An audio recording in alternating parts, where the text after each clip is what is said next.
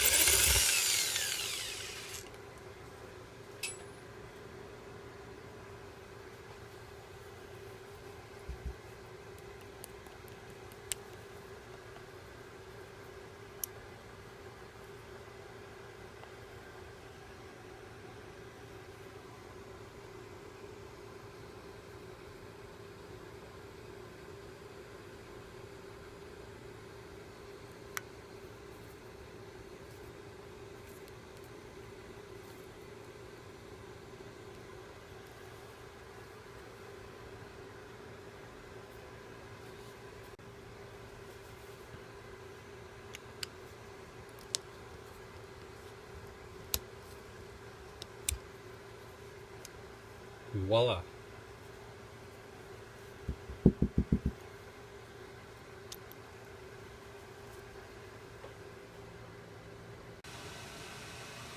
So again, there you have it. Drill down through all the tumblers.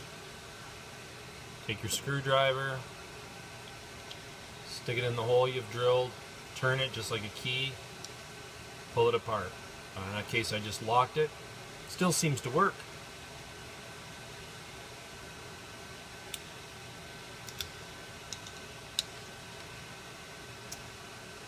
Nothing to it. Talk to y'all later, folks.